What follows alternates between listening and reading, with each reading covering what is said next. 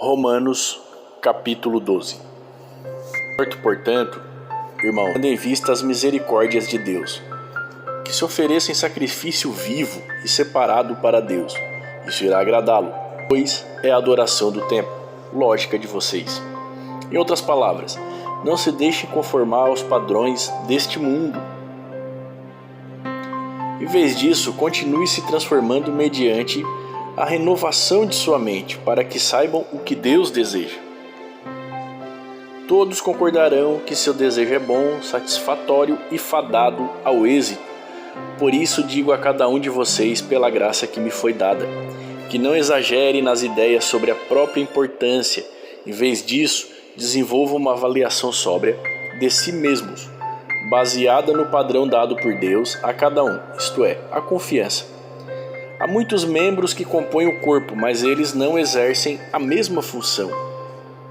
Da mesma forma, somos muitos e unidos ao Messias, compreendemos o único corpo, e cada um de nós pertence aos outros. Contudo, possuímos dons diferentes e que devem ser usados de acordo com a graça outorgada. Se seu dom for profecia, use-o na medida da sua confiança. Se for de serviço, use-o para servir. Se você for um mestre, use o dom para ensinar. Se você for um conselheiro, use o dom para confortar e exortar. Se for alguém que contribui financeiramente, faça-o de forma simples e generosa. Se você estiver na liderança, lidere com diligência e zelo. Se for alguém que pratica atos de misericórdia, faça-o com alegria. Não ame apenas de forma exterior. Rechacem o que é mal e apeguem-se ao bem. Amem-se devotadamente com amor fraternal e deem exemplos uns aos outros ao demonstrar respeito. Não sejam preguiçosos quando é necessário o trabalho árduo. Sirvam, porém, ao Senhor com fervor espiritual. Alegre-se em sua esperança, sejam pacientes ao passar por dificuldades e não se afastem da oração. Partilhe o que tem com o povo de Deus e sejam hospitaleiros. Abençoe aqueles que os perseguem. Abençoe-nos. Não os amaldiçoe. Alegre-se com quem se alegra e chore com quem chora. Sejam sensíveis para com as necessidades alheias. Não se considerem melhores que os outros para com as necessidades alheias.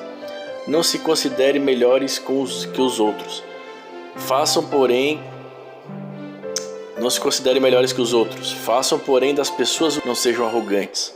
Não paguem o mal com o mal, mas tentem fazer o que todos consideram bom. Se possível, e quando depender de vocês, vivam em paz com todas as pessoas. Jamais procurem a vingança, meus amigos. Em vez disso, deixe isso para a ira de Deus, porque está escrito: o Senhor diz, a vingança é minha responsabilidade, eu a executarei.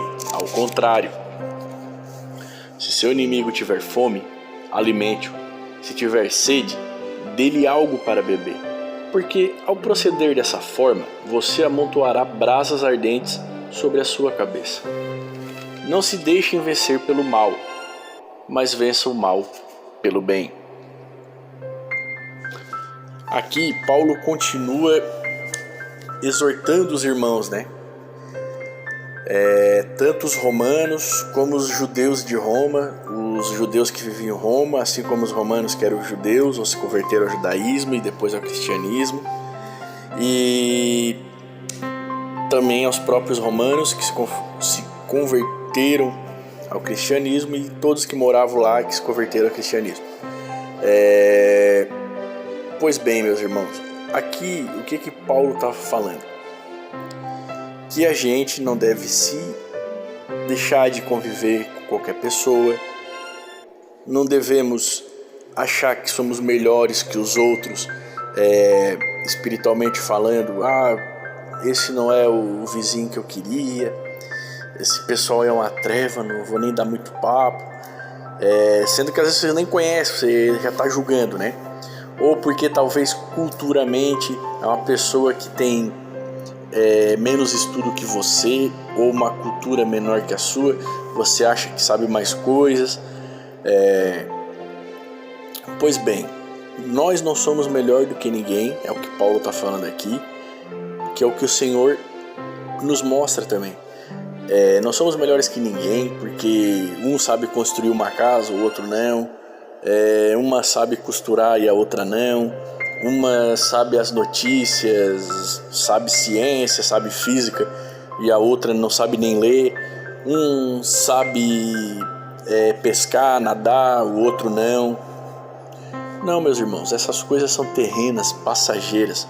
Nós, seres humanos, somos filhos de Deus, somos todos iguais e de igual importância.